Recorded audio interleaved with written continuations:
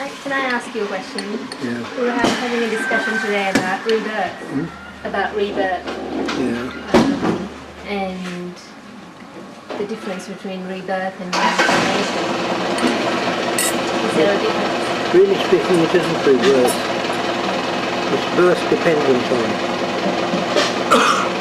In other words, it's birth dependent on the previous karma, on the karma. Yes, that's true. But it is not something which goes from here to there. Because what rebirth is concerned with is the five khandhas. Five khandhas. What is concerned with the five khandhas, you have to have something there of the khandhas which goes on like this. But that doesn't. Nothing which goes on. Khandhas die completely, all of them. But the chitta doesn't die. The chitta isn't involved in rebirth in the sense that it's reborn. It isn't. It's just a continuum.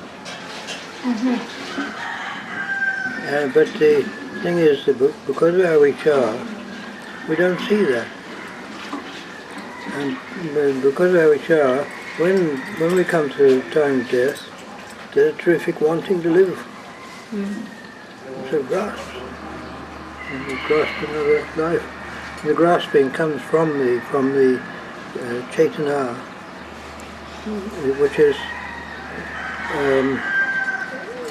so set up by the kilesas,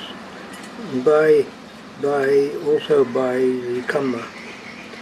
Karma of that person makes them want to live. And making one want to live involves the kilesas. Must have the kilesas. And so they grasp.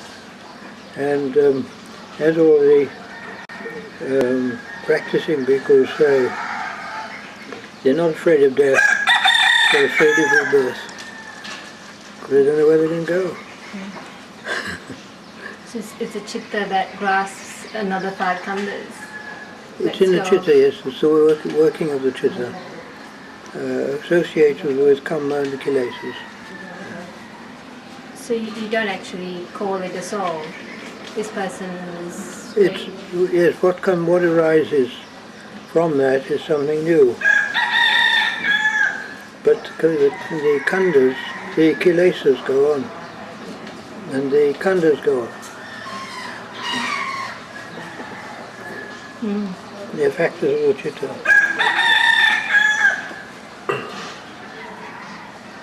So whatever kilesas that you may have managed to They survive. Reduce or subdue, you would carry on to the next birth?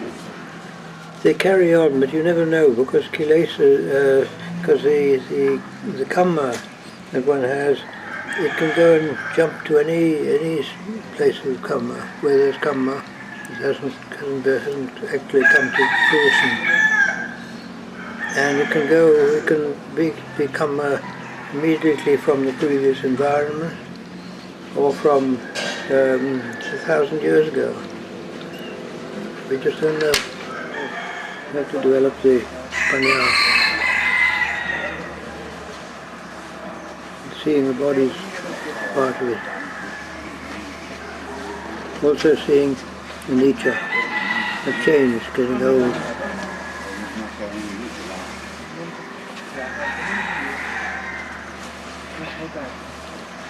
Is that what you were saying yesterday about just allowing the chitta to be free and come up with its own? Yes, one must. Yes. But if that you have to have a certain amount of samadhi to get there, to allow that. No. What's necessary? You must have enough samadhi to prevent the whirling thoughts cause trouble. They need to be stopped, really. But to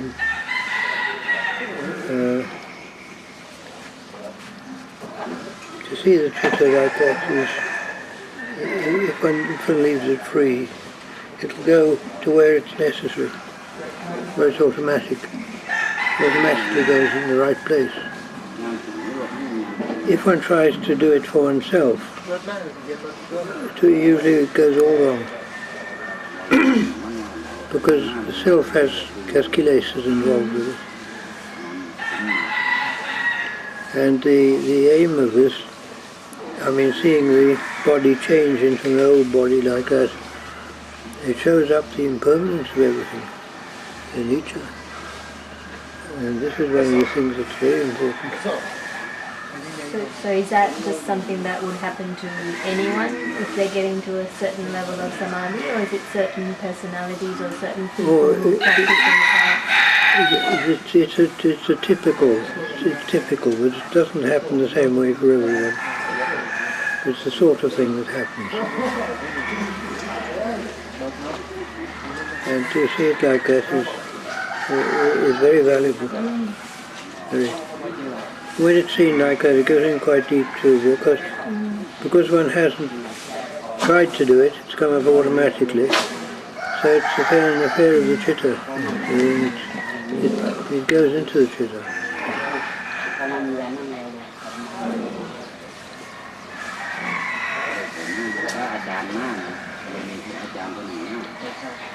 Also, you can see how this sort of thing, when one sees like that, it shows up the hollowness of the world. It shows up. The hollowness of the world. How the world's empty. Yes. There's nothing really substantial in it at all. It's all just coming and going. So when you say from there to go on to develop panya, you then... Well, that is panya. When one starts thinking like that, that is the panya. But one mustn't think that samadhi and panya have got two distinct. There's a boundary there where it turns. It isn't like that. The samadhi and the panya. In fact, the skill is to have the samadhi and the panya there together. And if one can do that, that works very well. Very, very powerful. I was reading the Ajahn or the biography, just a couple of pages at the beginning, and it said that he had powers to communicate with the Deva realm and the Naga realm and the spirit realm. Yes. Is that a very unusual ability, or would most people who became enlightened have that? I don't really know, but I would guess that the majority who gain enlightenment, I'd say you'd get about 50% maybe be able to do that. Right. The reason I asked was because we have this lady called Mother Mahavira in Melbourne. Yes. She's an association called the Infinite Wisdom Society, which is a branch in the US. Yes. And she often talks about the Naga realm and the Deva realm and what goes on. Oh yes. And she's very believable in the way she talks about it. Yes. She lives a very simple life, and she looks like she lives 10 precepts at least. Yeah. And just curious. Yes, quite a lot of people like that can contact the Deva. Much fewer can get up to the Brahma realms, the higher realms. But the whole lot one has to realize is all samsara. It's all samsara. It's all impermanent, changing.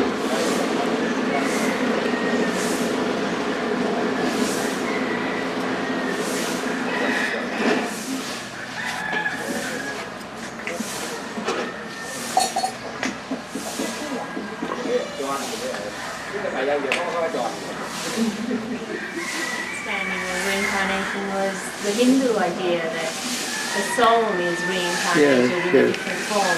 Yes. And that was the discussion this morning, where she said that the reincarnation is the same as rebirth, and that in Buddhism there is a soul.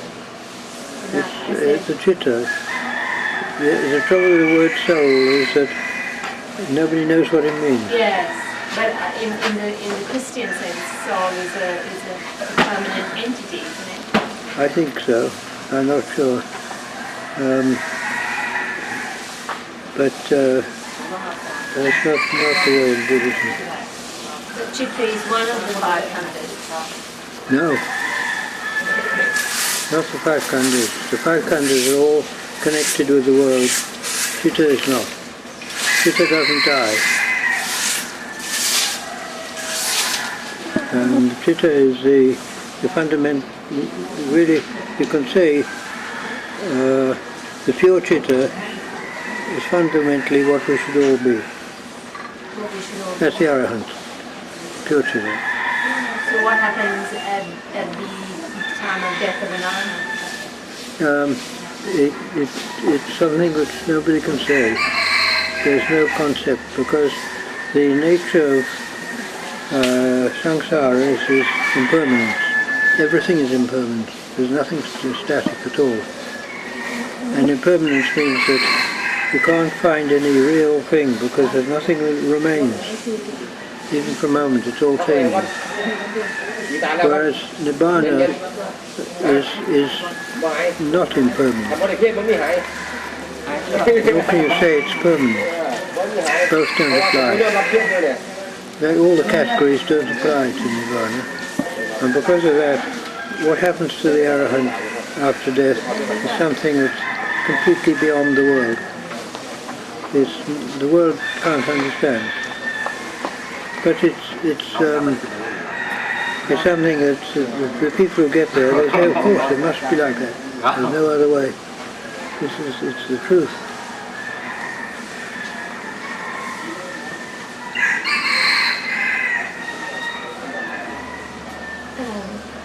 I'm a little bit confused. Could you explain a little bit more about what the chitta is?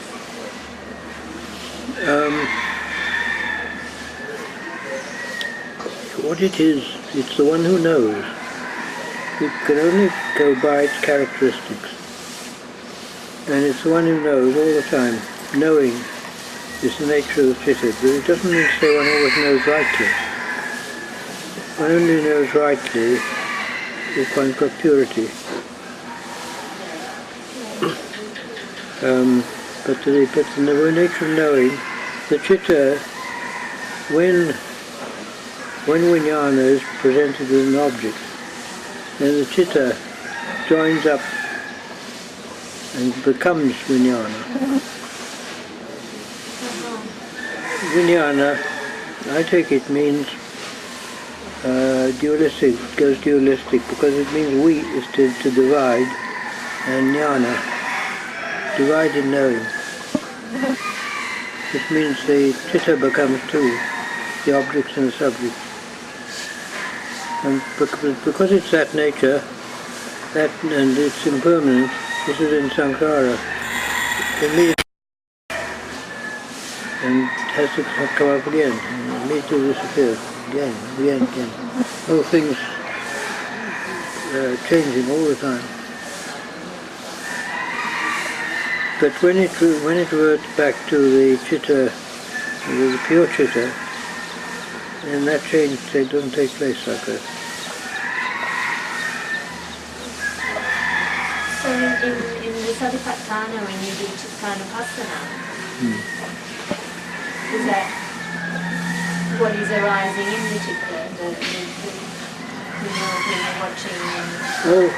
One must understand the Satipatthana, the whole of that, in fact the whole of the teaching of the Buddha is method. It's a method of leading to Nibbana. And the whole of the teaching of the Buddha is not lokutra. It's not beyond the world. Because to go beyond the world, to go beyond what people in the world understand. So it would be no use. And so the Buddha was clever, and he saw that you've got to give them give people something they can work on, something they can really do. And so he taught the doctrine of having the view with a view. And that view is the view of, it's the right view leading to Nibbana. But it's not, you must never think that what the Buddha taught is absolutely true. It's not absolute. The absolute you can't say anything about. It's way beyond.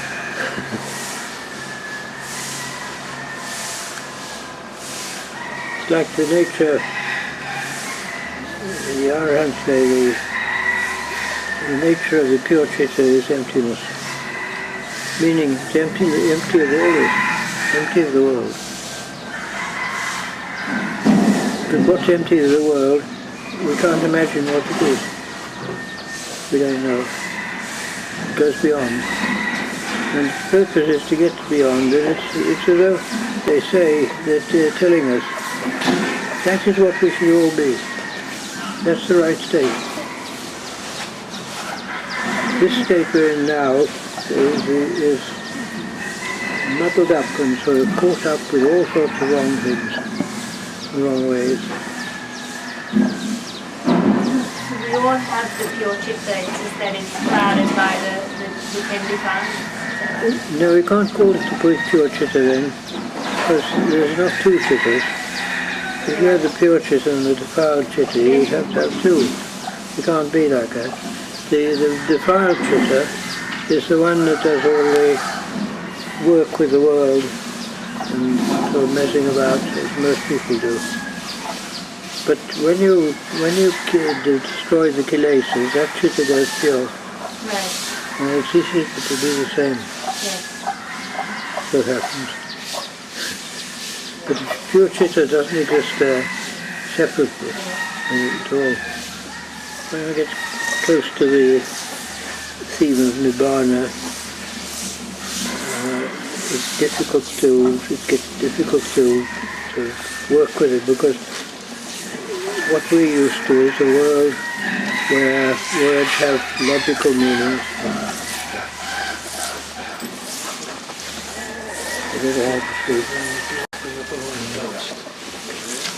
I'll see if I can talk to you.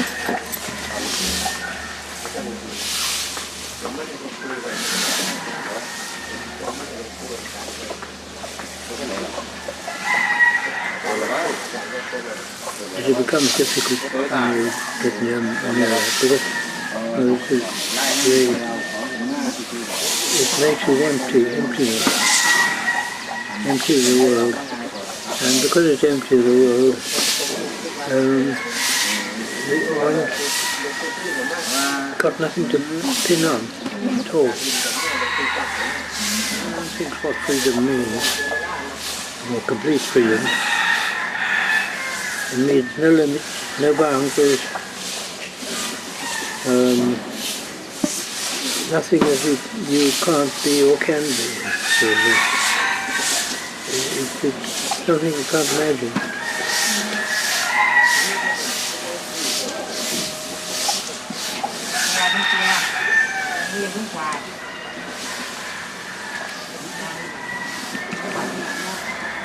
Really, the whole of that, the only way is to get there. One can. It's hard work. Yes. What is it that, is it just laziness or These kilesas. that stops us? It's the knowing kilesas. feeling? The kilesas, and the kilesas are set up by karma. It's a sort of vicious circle. So we get kilesas, and kilesas, because kilesas are there, they give rise to bad karma. Because it's a bad karma, that increases the kilesas. So it's going around all the time. And the aim is to break them.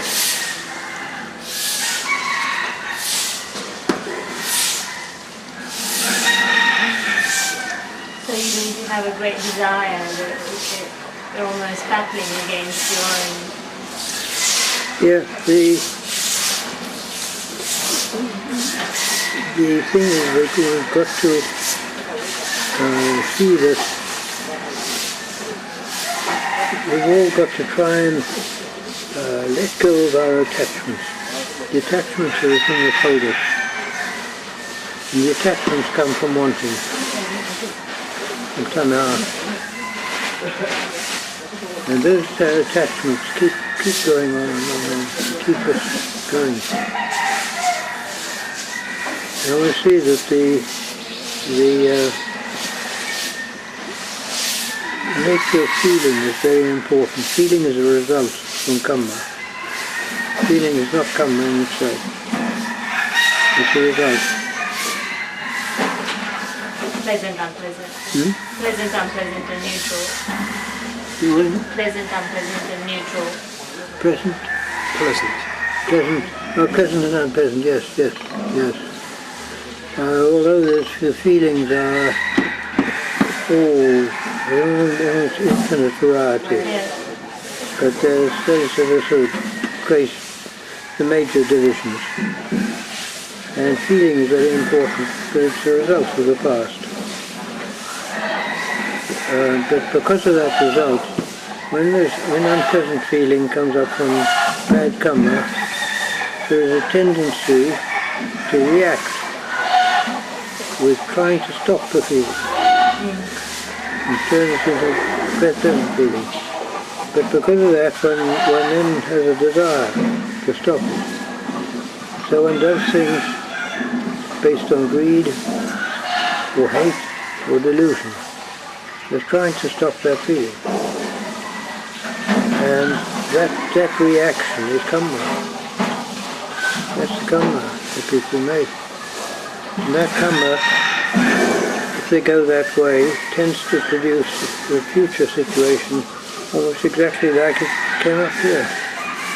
Came up in the first place. In other words, the feeling arose because of bad karma. What one had done in the past. And the karma gives rise to a reaction which makes them do something very similar to what one did in the past. So it goes on, often getting worse. So it's mindfulness to prevent the feeling. Not to prevent the feeling, no, to prevent that reaction. The reaction is the important, yes. Mindfulness can watch the feeling, be aware of it. It comes rather to, all one has to say is, one looks inside. If for instance, a feeling of anger starts to come up, feeling that gives rise to anger, then if one's trained oneself, one has a sort of red flag that comes up inside. Like a red flag that comes up, warning flag. And then one stops and looks at the feeling. But isn't the anger in itself also a negative karma? No, if one looks at the feeling's not negative karma, and the looking is not negative karma. The anger really only comes about when the reaction takes place. That's the anger. But we call it an angry feeling because it gives rise to that reaction. The feeling's just neutral, but it's unpleasant. But it's neutral in the sense that it doesn't actually do anything. It's we who actually react to it, and dislike it. Is that why what one person labels as a pleasant feeling would be different to another person's opinion because it's a common. Yeah, it's very, very hard to compare feelings or in almost anything between two people. Yeah. I mean, we say, supposing we say that you something cuts you, or you said it's sharp, like a hot iron going in. But it's not like a hot iron. It's only an expression, a way of trying to show the other person something that he's experienced, which he can compare with what one's experiencing. And we never know whether it's the same or not.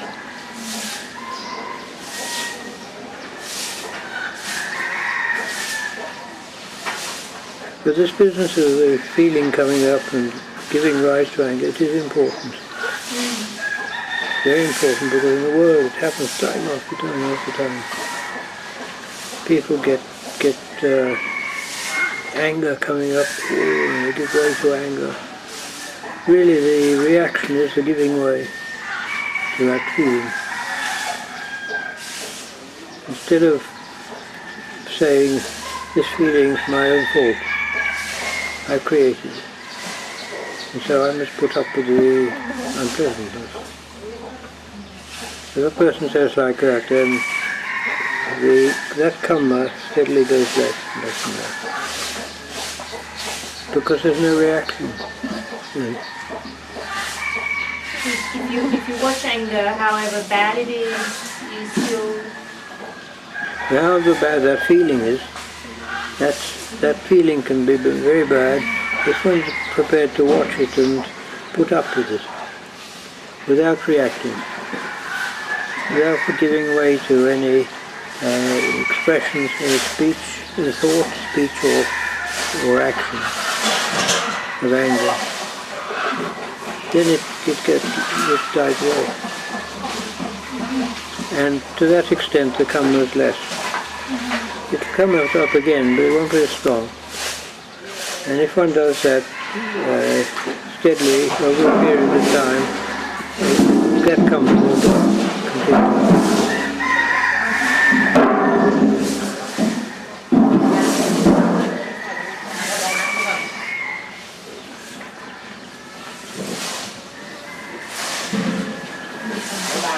Thank you, that's very helpful.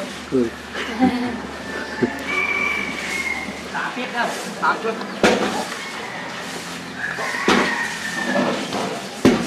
Think about it, but you've got the two things, the feeling and the reaction. The reaction to it, which is tanha.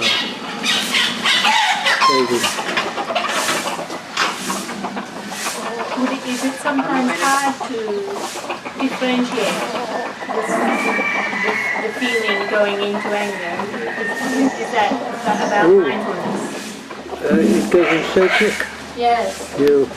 Normally you can't catch it, but the thing to do is, usually a person, if they try to do this, they forget, and they give way to the usual reaction. But then, if they've been thinking about this, they'll suddenly realize, oh, I should have stopped it.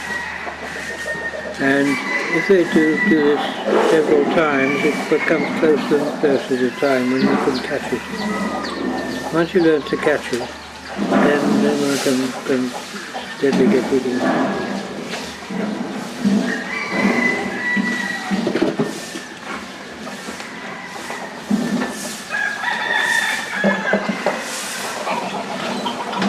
Nowadays anger is an important one, but there's also greed. Greed can go in a very, very similar way. Because of unpleasant feeling, the person looks for something to placate the feeling. For instance, somebody feels bored, they say, oh, I'll go into the pub and have a drink of beer, or something. That's the same thing really. And the results are equally bad in their way. What do you think of neutral feeling? I read or heard somewhere that arises from delusion.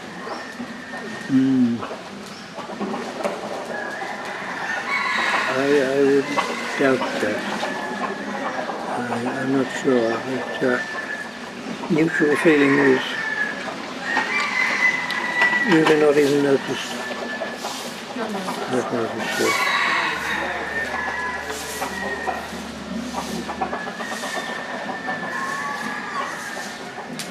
Because the body is set up in such a way that it's capable of noticing pleasant feeling and painful feeling, mainly painful.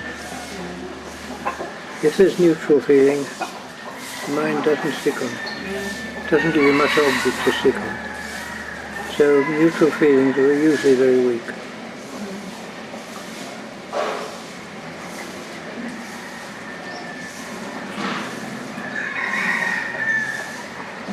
The nature of delusion is very difficult to overcome. The first way of overcoming the delusion is overcome greed and hate. Those are two main ones that come out from it, the strong ones. And they are the two arms of delusion, the active ones. The delusion is much more passive, and it involves many things, but the very important ones are ones one learns when one is very young.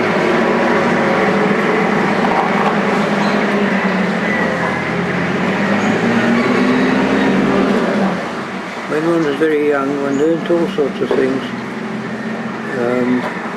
and one was in no state to criticize or to consider whether they're true or whether they're right.